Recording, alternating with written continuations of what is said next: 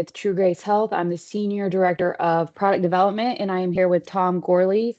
Tom is with the TSI Group. He is the North American Sales Manager of TSI. Tom, you've been with them for 2.5 years, and you have a bachelor's in kinesiology with a minor in nutrition and 23 years of experience in the nutraceutical industry. Is that right? That is correct. You could probably put active nutrition nerd in there as well. I would agree with that.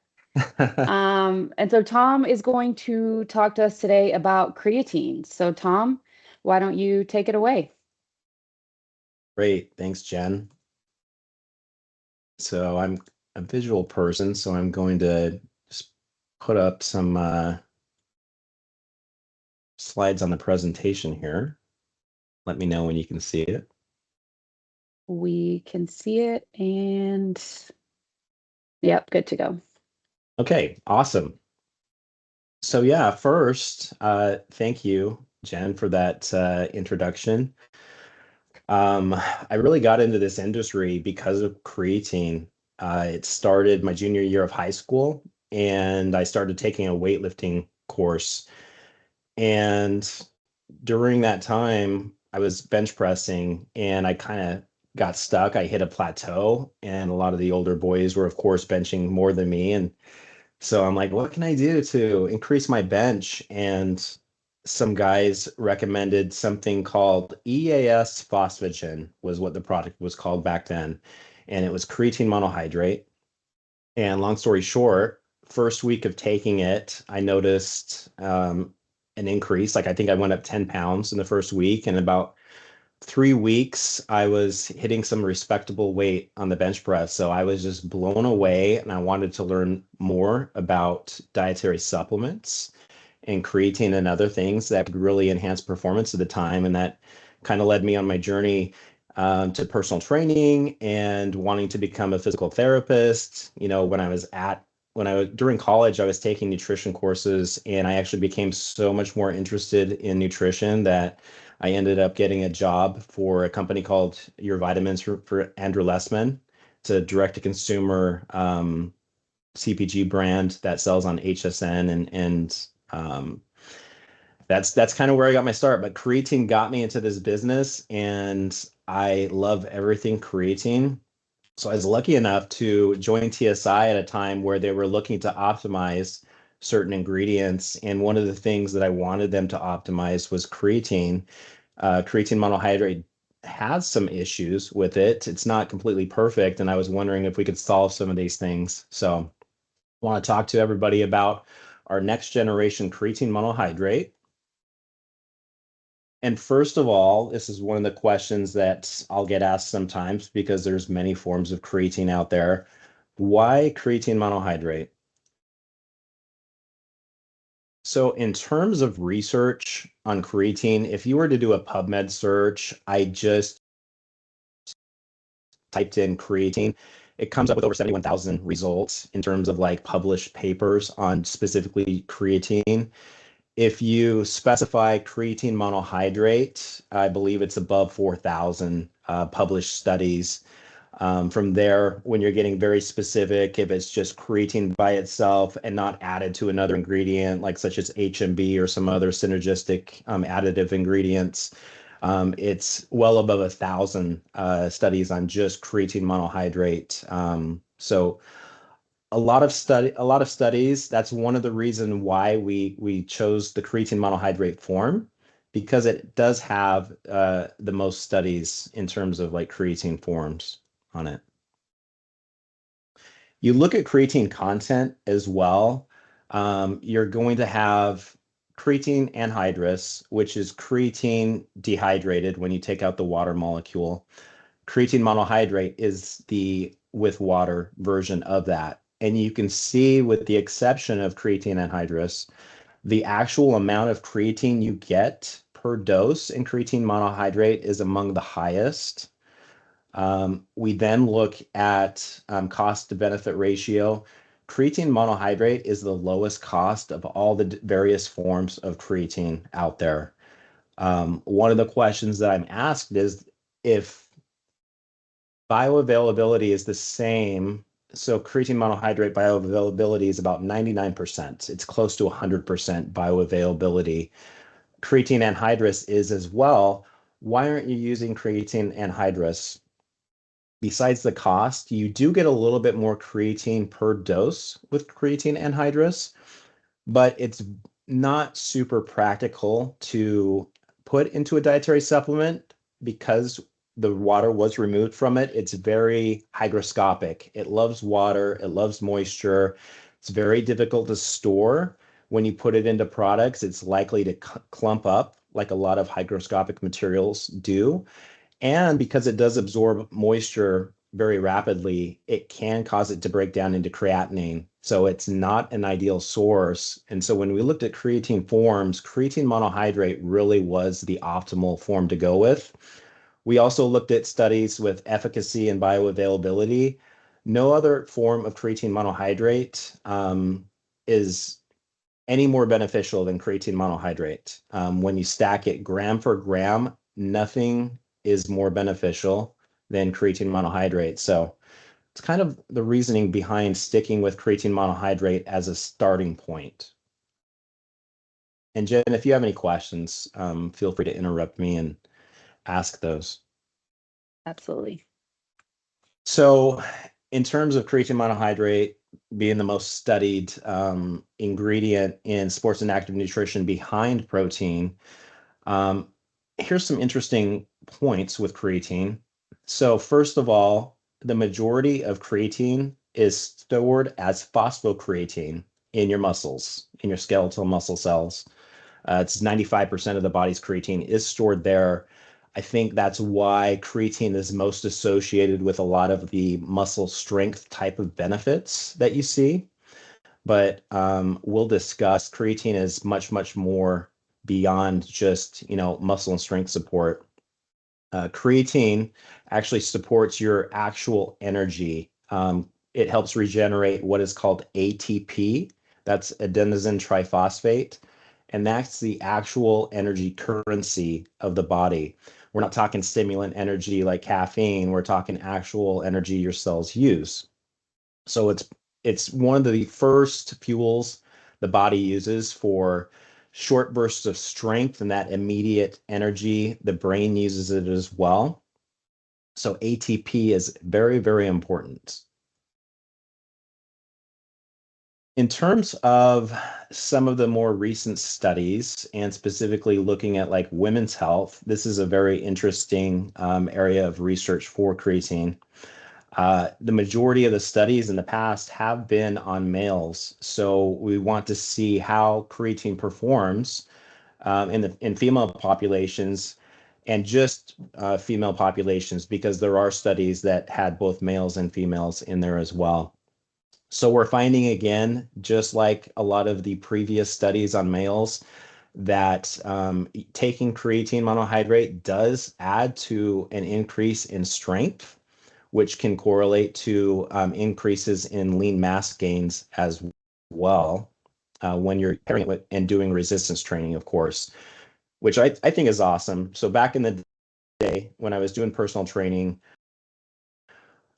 the majority of my clients were females, and they were very much pro resistance training. And I thought that that would be very difficult because back then, early 2000s, it was all about cardio and cardio machines.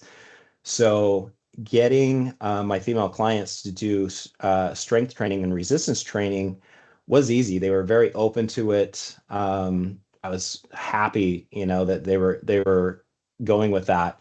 I also wanted to get them on creatine, but there was always the fear that I would get too bulky, I would gain too much muscle, that I would feel bloated. And I tried to get them to know, to trust me, like maintaining and gaining muscle hypertrophy is not easy. It takes a tremendous amount of protein and progressive overload of the muscles. It's really not easy to do. So anyway, we're finding some of the same benefits there with the lean mass gains and especially muscle strength.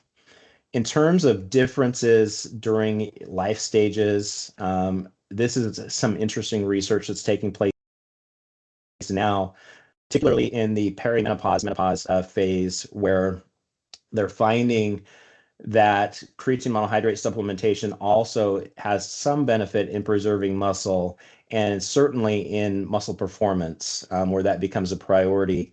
Unfortunately, as we age, we hit peak muscle around 28 to 33, 35 at the most. And after that point, muscle rates start to decline. So it becomes more difficult to preserve muscle. It becomes a lot more difficult to gain muscle if needed. So those are some important things, especially during perimenopause and menopause, where you have those extreme hormone fluctuations, estrogen levels going from like 0 to 1,000 to 0 back and forth. It becomes very difficult to gain muscle, among other things. And this kind of brings me to the cognitive benefit as well. There's a lot of like cognitive and brain research taking place right now with creatine. There's some recent systemic reviews and meta-analyses that suggest that creatine may improve aspects of cognitive performance. Why is that? So our brains only make up about 2% of our body weight, but they require 20% of our body's total energy. So you can see there why ATP, that primary energy source for the brain, is crucial. And fun fact, women typically have lower phosphocreatine stores in the brain compared to males as well.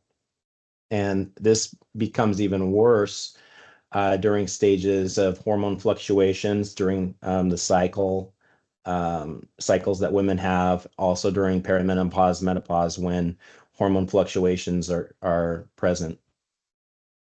And also Yes, with I, health. Oh, go ahead, Jen. nope, go ahead. Go ahead. Also with healthy aging, there's newer evidence supporting reasons to train older adults in helping to maintain strength and functional performance as well. We're learning more and more how crucial and important muscle is. It's not just aesthetics, it's not about bodybuilding, it's about muscle quality. And when you have higher muscle quality, that equates to better metabolic health. The more muscle you have, the faster your metabolism becomes. Muscle is actually the glucose disposal machinery of the body. It's very, very important for not only longevity, but your quality of life as we live longer. Yeah, absolutely. I was just going to reiterate that, it just seems like we're learning more and more that creatine is not just for bodybuilding men, as probably, one would assume from back in the day. We're really learning that it's beneficial for women's health, for cognitive health, and then also for healthy aging, for maintaining that health span in addition to that lifespan, right? Like as we get older, staying healthier longer. Yeah, I was so happy. I didn't think it would be TikTok that really started, women on the course of taking creatine. The TikTok videos came out with, my derriere looks so much better after taking creatine, and all of a sudden creatine's exploding with women. I didn't think that would be the catalyst, but I'm so happy to see, now it's becoming more mainstream with women. It's older populations are now taking it as well. I'll have to see if my mom is still taking it. My mom used to think creatine was an anabolic steroid, and I actually had to hide my creatine in high school from my mom. And now, as all these beneficial studies come out on creatine, I send her these studies and these highlights of like, look again, creatine is so important for um, overall health. It's almost getting to the point of being almost like a vitamin. But creatine is produced naturally by the body in small amounts. You can get it from dietary sources. Salmon, red meat are some sources that the more that you cook the red meat, the less creatine content. So I guess go with your medium rare steaks. You're getting a little bit more creatine content through the diet as well.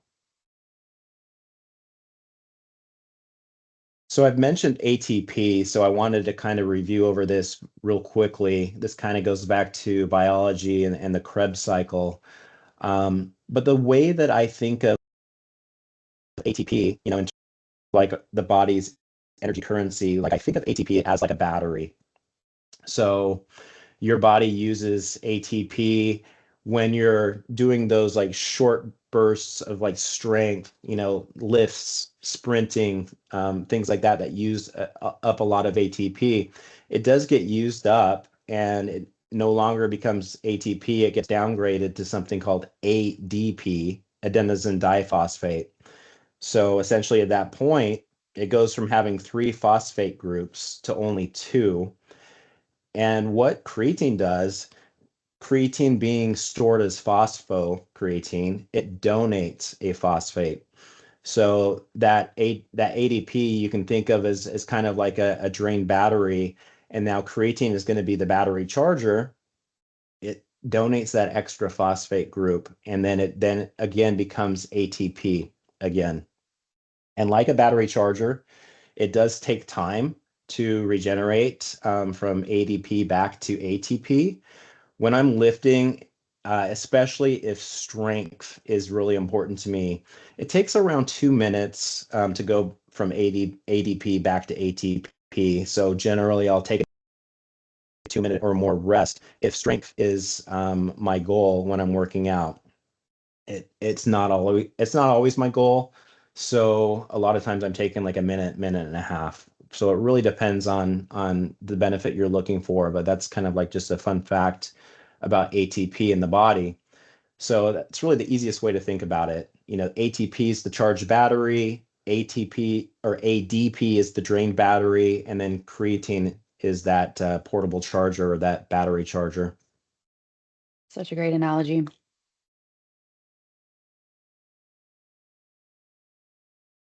So let's talk about some common creatine misconceptions. I told you some of them from my mom early on. I think it was very common back late 90s, early 2000s to think creatine must be like some anabolic steroid or something. Yeah, I think one of the biggest misconceptions or one of the biggest questions that we get asked here at True Grace is, can women take creatine, right? And I think you're going to talk about that today, but that's one of the biggest ones that we definitely get asked a lot. Yeah, and that's a great question. The answer is women should absolutely be taking creatine. Again, we talk about just the cognitive and brain benefits where the phosphocreatine levels in the brain in women are naturally lower. So I believe when you're looking at these studies, you can see an even more pronounced benefit with women taking creatine versus men. Men are still going to see that benefit, but I think it could be possibly even more pronounced when you restore, you have those higher creatine levels in the brain, for instance. Um, we can talk about perimenopause, menopausal stages as well. When you're looking at creatine as like a neuromodulator for mood, um, when you have that huge spike in estrogen, it is detrimental to brain energy metabolism. So at that point, ATP demand is very high. By supplementing with creatine, you can, mitigate a lot of these like potential like um, I don't want to call them side effects. And it's unfortunate that as we age, we're told, hey, I mean that it's you just feel worse. You lose muscle, you have brain fog, you're going to be in a worse mood during perimenopause, menopause, and it doesn't have to be that way. And I think again, that's where creatine can be very, very beneficial. It's been demonstrated during menstrual cycle phases, during the luteal phase especially, helping with fatigue and actual like reduced bloating as well. And I did mention the perimenopause, menopausal phase as well. There tends to be a greater decrease in muscle as well, where creatine again can support that. Taking creatine by itself is not going to increase muscle. You've got to do it with resistance training, and the benefit really comes from the additional strength and power from your muscles, which can turn into, more muscle as you're overloading your muscles as well. I did go over some of these things too about creatine only being for like bodybuilders. I think we're really getting past a lot of that. When you think about how creatine works, about recharging ATP, it's just not about muscle. And like I said, it doesn't directly stimulate muscle growth. It helps by increasing muscle strength, which can then add to that muscle increase in size or hypertrophy. One of the unfortunate ones I hear every once in a while is I shouldn't take creatine because creatine can cause kidney damage. And I'm hearing less and less of it, but I still do hear it, unfortunately, every once in a while. I think a lot of this comes from the biomarkers when you're doing blood work. So creatine naturally degrades into creatinine. Creatinine is just basically like a worthless byproduct of creatine and creatine metabolism. And creatinine is a biomarker that healthcare professionals use when they're looking at possible clues to reduced kidney function. So now, luckily, a lot more healthcare professionals are aware that, hey, if you're taking supplemental creatine, you're likely to have higher creatinine blood levels. And if your doctor gets worried during a blood test and say, hey, we might want to do some additional tests on the kidneys, it's always a good idea to let them know that you are taking creatine that will increase the creatinine levels and that does not damage the kidneys. There's literally thousands of studies on creatine being used with zero kidney damage taking place. And I think a little bit of that comes from like the myth of like high protein. High protein damages the kidneys as well. In people with healthy kidneys, high amounts of protein has never damaged kidneys. There was one case where there were people with pre-existing kidney damage that were taking high amounts of protein, and the additional strain on already damaged kidneys is probably not the best. So a lot of healthcare professionals advise going lower at that point. So I think that's where a lot of the misconceptions like on kidney damage come from. You want to make sure you're hydrated when you're taking creatine. And that goes kind of to the next kind of like misconception. Taking creatine is going to make me feel like super bloated. I'm going to gain like a tremendous amount of water. I hear this especially from women and less so from like men as a concern. And what creatine does is it actually pulls water to your muscle cells, keeping them hydrated, making them look more full. It's what's called intracellular water retention. There are, unfortunately, a few cases of gastrointestinal bloating. It's typically with higher amounts of creatine, especially with women if they're doing a loading phase of 20 grams a day or higher. I have heard that in a few women, not all women. But that kind of leads to one of the studies that we're doing with our optimized creatine, our OptiCreatine. We're actually currently conducting a study to see if any of the study participants will have gastrointestinal bloating. One of the reasons we've done that is we have had a few people in the industry reach out to me personally saying that I did feel bloated in the stomach when I've taken other creatine monohydrate sources. We've provided them with our OptiCreatine to try, and they have had zero gastrointestinal bloating. So that's what's kind of like been the catalyst and triggered our study that we're doing, where we're going to look at participants and see if any of them see any kind of gastrointestinal bloating. But generally, it's pretty rare. But again, that's another benefit of our OptiCreatine and how we've optimized it. And I'll kind of talk a little bit more later about our optimization of creatine monohydrate with OptiCreatine. Yeah, I'll just So add in a personal testament there, as well as, take I take this creatine every day. I take our electromag plus creatine. You mentioned staying hydrated and whatnot, and so having the creatine plus electrolytes really helps me with that. And I experience zero bloating. I'll also say Christy, our president and founder, she also has had bad experience with previous taking other creatines. And when she, when we developed ours and she started taking it, she loves it and takes it every day now as well. Yeah, that's interesting. And I do remember Christy saying that. Um, Jen, what are some of the things that you're hearing from like women when it comes to like creatine other than bloating? Are you hearing anything else? Yeah, I think, well, I kind of mentioned it earlier. The one thing is, women are afraid to take creatine because they, think it's, or historically, right, has been marketed towards men. I won't say it's made for men, but I'll say historically has been marketed towards men. And so they're afraid to take it. They're afraid to take it for that reason. Also, they're afraid to take it because they're afraid they're going to experience bloating. And then I think probably the third reason is they're afraid it's going to make them too bulky. Yeah. And again, I wish a lot of guys wish that it would make them too bulky. That's not really like a thing with guys. Guys want to be bulky. It's very, very difficult. It you have to have hormones situations, aligned perfectly. You have to have plenty of protein.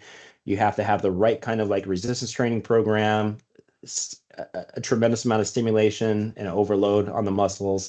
It is not easy, or everybody would look like bodybuilders. It's so you're not going to take creatine and find that you're just growing muscle without doing any kind of resistance training, and it's not going to be significant like a male professional bodybuilder or anything. But that's very, very interesting. But I'm glad that more women are open to it now. It's becoming more and more mainstream. There's more and more studies taking place. We've seen the safety of it as well. So I'm hoping we can continue like dispelling a lot of these like misconceptions with that. One of the other things, and Jen, I believe you're an RD. This came up from an RD several months ago, and they said, well, we can only put CreaPure creatine monohydrate in our products because that's the material where all of the studies come from. And that is certainly not the case. With there being a 1,000 to 4,000 studies on creatine monohydrate that are published that we know of, um, CreaPure or Alzchem has stated that there are 50. I know that they've done 7 or 8 on their own, but I believe there's 50 studies. And if there's anybody using their material, believe me, they're going to want to put that in the study that it was Alzchem CreaPure material.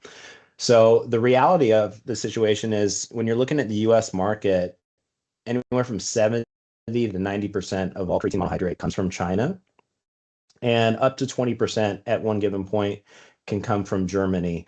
Those are the two major places that creatine monohydrate comes from. I'm asked, hey, we only want American creatine. Well, there's no American creatine monohydrate currently being produced. There is one manufacturer, Vizio. Gosh, very, I forget the name. The name escapes me. But the brand is Concrete creatine hydrochloride.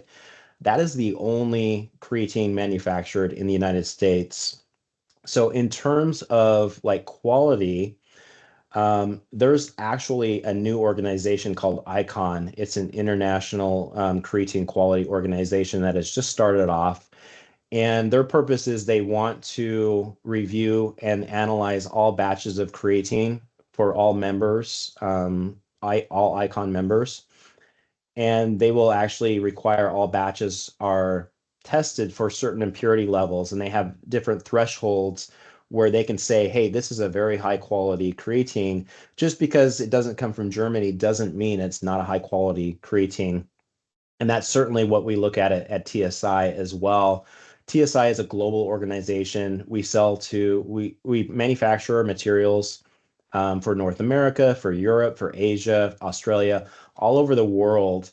And these different regulatory bodies are very, very strict. You look at Australia, for instance, and the TGA there, the Therapeutic Good Administration, way, way, way more stringent than the FDA. When you look at their standards, they're more comparable to like US pharmacopoeia or pharmaceutical standards. And when you go in our facility, it looks like a pharmaceutical facility. I'm wearing the hazmat suits. I'm in between rooms, I'm going through an air shower. They require you to wash your hands, put on new boots. Like it's crazy. It's insane. Like you wouldn't even see that in most US nutraceutical facilities here. So in terms of quality, we want to make sure that we are providing the highest quality that's comparable, to German creatine when we're providing that creatine as well. But certainly the majority of the studies come from Chinese material. Yeah, that's great. It's great to hear the quality of the TSI. I think that's another big question that we're getting a lot, in general is, what are the quality standards around your material? So it's great to hear that. Yeah, we test for creatinine. So during the manufacturing process, it can break down into that ineffective byproduct. We want to make sure you're getting the effective creatine and not the ineffective degraded byproduct of it. There's also things like DHT and DCD. DHT, not the testosterone variety. This is dihydrotriazine is what it is, and DCD is dicyanodiamide. Those are two impurities during the manufacturing process that can be present. All of our creatine is 99.5% and above. So we have very strict levels, just like the German creatine manufacturer does, on from a quality standpoint. So that was very important to me personally, that we had very pure creatine monohydrate, high quality standards. We're very strict on heavy metals, micros, everything. Absolutely. Okay, so we talk a little bit more about creatine and women's health because there is so much information, on creatine and like men's health. And in the past, it's very interesting to see some of the more recent studies. And I pulled a sample of some of these. Some of these go back to 2015, and these are women-only studies that I took a look at because there are a lot where they used men and women. I wanted to kind of just look at women specifically. And there found some interesting studies. So there was one pilot study that was very interesting to me. They looked at depression for women that had been using methamphetamines. One interesting thing about methamphetamines is you typically have higher rates of depression and these neuromodulator issues. So these mood related type of like issues. Depression is a huge problem in that population. They did find very positive results with creatine monohydrate in mood recovery in that population, which I thought was very, very interesting. So I'm talking cognitive health. I'm also talking like neuromodulation and mood improvement. The world's a better place when people are in a better mood. So again, create another win for creatine. There was a study out of Chapel Hill, in the University of South Carolina. I forget if I was at SANS, which is the Sports and Active Nutrition Summit, or ISSN, and that's the International Society of Sports Nutrition. Uh, One of the authors presented this, and I thought it was very, very interesting. They were looking at creatine during the different cycle phases of women. There were 39 women in this study that participated, and they looked at the low hormone phase or the luteal high hormone phase. And that luteal phase is typically when you do see that some decreases like in performance and also some decreases in the cognitive performance and mood. And the creatine showed the greatest improvement during the luteal phase, which was like no surprise, but there was a significant impact versus placebo. And they looked at the performance of these female athletes, and the study authors came to the conclusion that creatine monohydrate could help interact or counteract performance decrements that are caused by the high hormone phase or the luteal phase for female athletes. So I find it very fascinating that they're getting very specific and they're looking at various phases of cycle for performance driven parameters as well and outcomes. Yeah, that's So interesting. it is. And we're also hearing things about bone density. So they did a study with women when they took a look at bone mineral density. And this was a randomized controlled trial as well. And the creatine monohydrate group lost only 1.2% of the bone mineral density compared to placebo, which is almost 4%. So that is significant. And it's saying that where a 5% difference in bone mineral density corresponds to a 25% decrease in like fracture rates or difference in fraction rates. So I think this is especially important, especially for older women as well. I forget mortality rates and the correlation of age and mortality rates with a hip fracture, but mortality rates are significantly increased with a hip fracture as we get older in older women. So I think again, this is like very, very beneficial. It's interesting with the way that like ATP works with bones. You have the osteoblasts that I think of like blasting mineral into the bone rather than removing mineral. And it actually helps with the improvement of the osteoblasts. Uh, it also works kind of indirectly as well, where as you have greater strength, you do have that beneficial resistance training strength impact on bone density, which can stimulate, bone density and bone health as well. So you have kind of like those two factors for bone mineral density. And then there was a cognitive benefit back in 2012 where they took a look at female participants taking creatine, and they looked at the brain, and they specifically noticed an increase in NAA or N-acetyl aspartate, and this is a biomarker, a neural biomarker for essentially how healthy and energetic our brain cells were. So there was actually an increase in that area of the brain after taking creatine, which I thought was very, very interesting. And we can talk about the dosing used in the studies. You do have to have a higher amount of creatine for a lot of the brain benefits because has a difficult time crossing the blood-brain barrier. So one thing you want to do is make sure that you have full muscle saturation first. Once your muscles are fully saturated, then you can start seeing some of the additional benefits in other areas of your body, like the brain. So that's why they're going above and beyond the typical 5 gram dose, all the way up to 10 and 20 grams a day.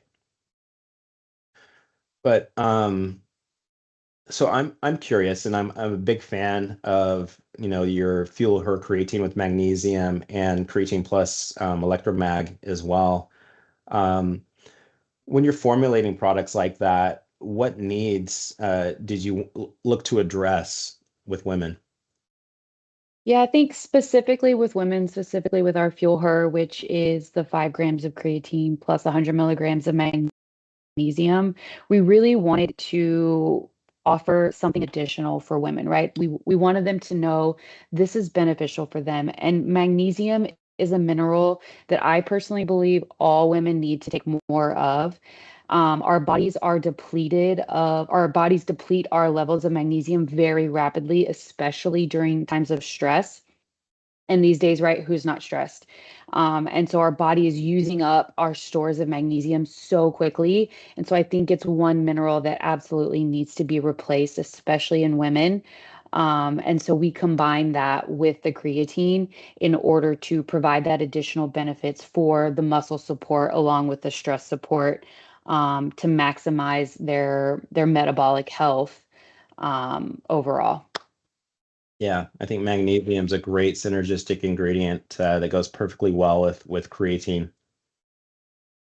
So when you're evaluating research, what do you look at when you're trying to decide what ingredient to include in a formula?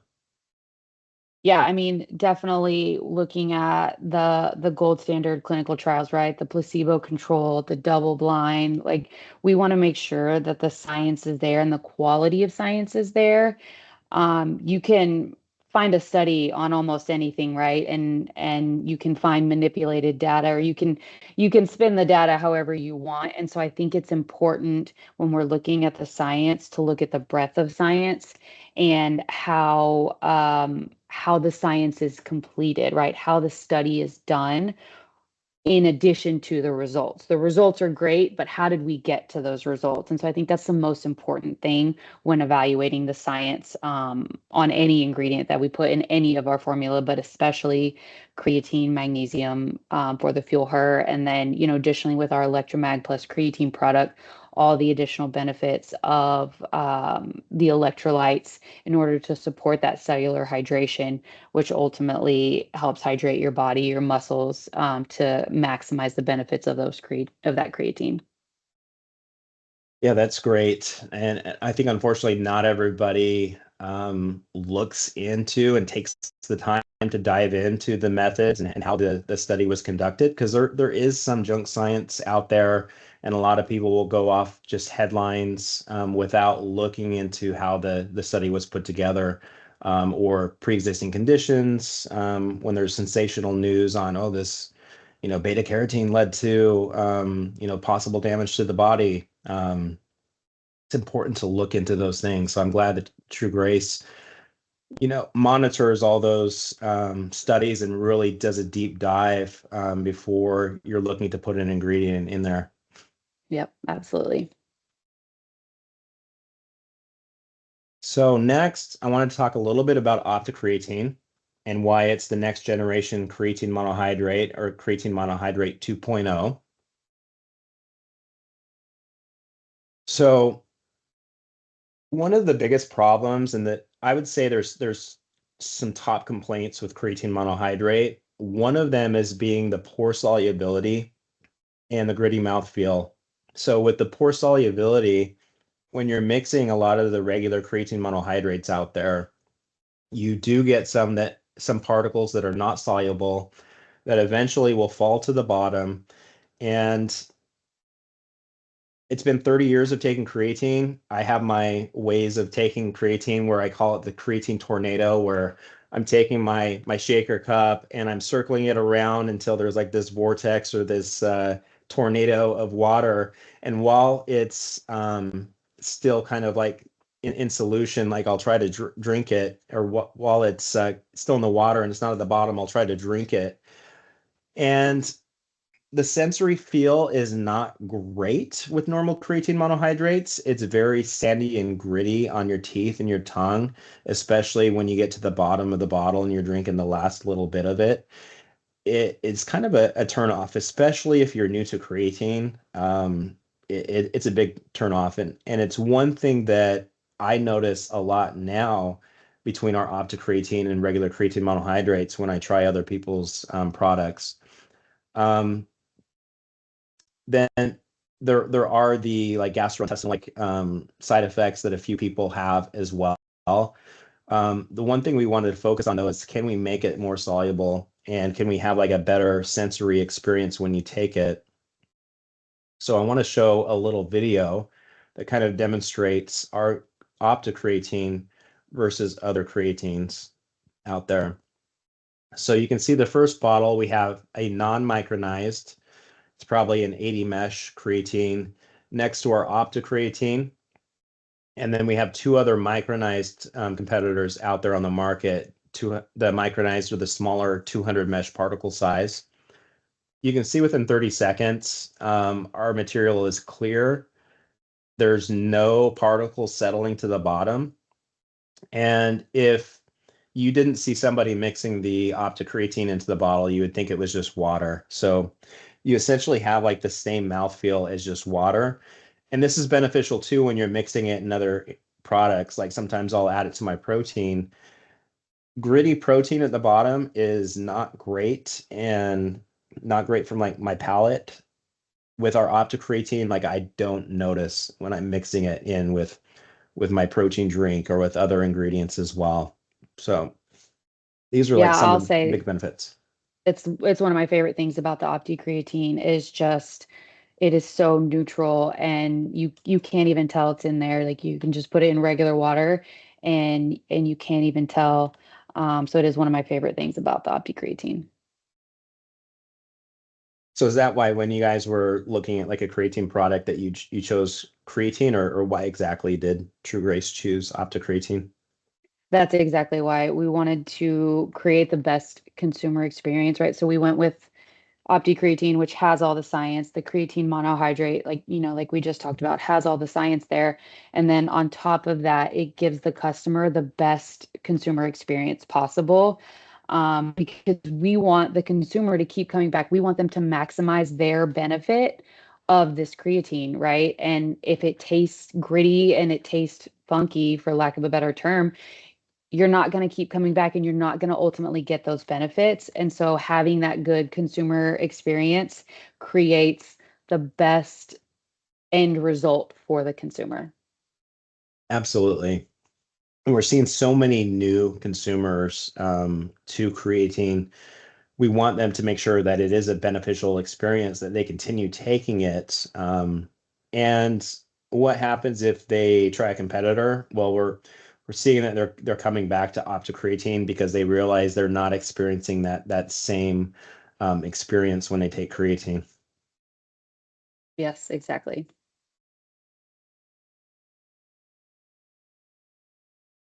Okay, so let's talk about how to use OptiCreatine correctly and some of the dosing protocol. So first of all, like I'll just speak to this. It's important that you use enough water for full solubility. For 5 grams of OptiCreatine, typically it's around the 10 to 12 ounce range that you want to use in terms of like water for full solubility. You can use less water. Sometimes it won't be as perfectly clear if you do that. So we typically recommend for 5 grams of creatine about 12 ounces of water. I think my shaker cups are 16, 18, 19 ounces of water that I add to it in there. In terms of like dosing protocol, there's a wide range of different like dosing methods and protocols depending on what you're looking for. The vast majority, when you're looking at the muscle performance type of benefits, are going to be in the 3 to 5 gram range. 5 grams has just kind of been the magical number that, to make it very simplistic, that most brands are using. You can get very scientific about it, depending on if you're doing a loading phase or maintenance phase. Loading phase is 0.3 grams of optocreatine per kilogram of body weight. And then as a maintenance phase, it's 0.003 grams per kg of body weight for like a maintenance phase. If you want to get very, very specific with it, to make things simple, I've kind of gone with just the 3 to 5 grams. The bone density research is in the 3 to 5 gram range as well. One of the studies that I mentioned used 3 grams to support bone density. For mood, they've gone as low as 5 grams. Some of the studies I've seen with neuromodulation and mood have gone all the way up to 20. So you have that 5 to 20 gram range for mood. I think females, again, having lower phosphocreatine levels in the brain could benefit from like a higher amount. I know I personally take at least 10 grams per day. Um, you can get into the 20 grams, which I do take during sleep deprivation periods when I'm traveling, or for that, if you're looking for that cognitive performance, it's getting into the 20-gram range. And I remember I was at a conference at ISSN when one of the PhDs was presenting their papers on sleep deprivation, and they showed that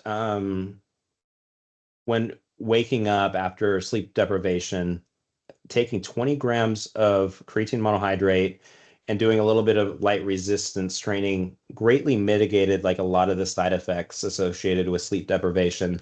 So I was excited to try it out. And I remember I was at a show in New Jersey, and I think I got in. I had a bunch of delays with my plane, and I got in like around 2:30 in the morning to my hotel.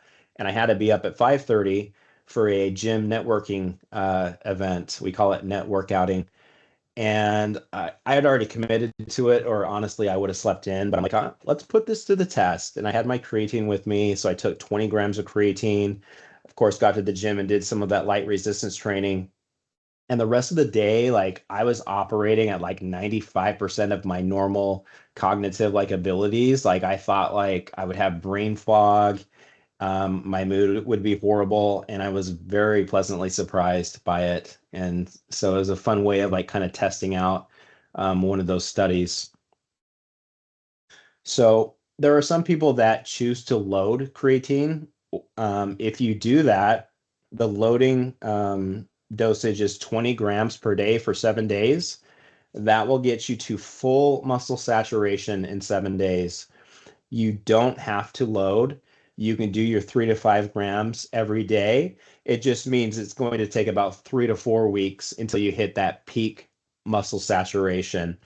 Um, doesn't mean you won't see benefits, right away. There are those benefits of the 20-gram bolus dose, taking it all at once for the cognitive benefits as well. In terms of like when to take it, consistency is really the most important part. There are some studies where it's slightly better taking it post-workout, slightly better. Um, taking it with carbs can be helpful, carbs and protein, because you get a little bit of an insulin spike. It helps shuttle the creatine into muscles a little bit more. But really, like it's very, very slight. It's slightly better. Consistency, again, taking it on a daily basis is really the most important thing from that. Yeah, I was just gonna kind of hit home with that point. It's really about the daily use, the consistent use, and you'll get that saturation and get those maximum benefits. 100%. 100%. So then who can benefit most from creatine? I mean, I think absolutely everybody can find some benefit from creatine. As we age, our ATP levels do decline. So the aging populations, I think there's significant benefit. Again, I've mentioned with women as well, having the lower creatine brain levels can benefit from like a cognitive standpoint, the sleep deprivation, the mood type aspects, possibly more than males. Um, excuse me. But yeah, I think absolutely everybody can benefit from creatine use. Yeah, I know at True Grace, we're very excited about creatine. We're excited to continue to expand our creatine line. As I mentioned, we have the Fuel Her, which is the creatine plus magnesium for women. And then we also have the Electromag plus creatine, which has those electrolytes, plus the 5 gram dose of creatine for that maximum benefit. And so we're very excited about creatine. We are excited, Tom, that you came and talked to us today about creatine, gave us all the insider knowledge. And so we really appreciate it. Yeah, my pleasure. My pleasure.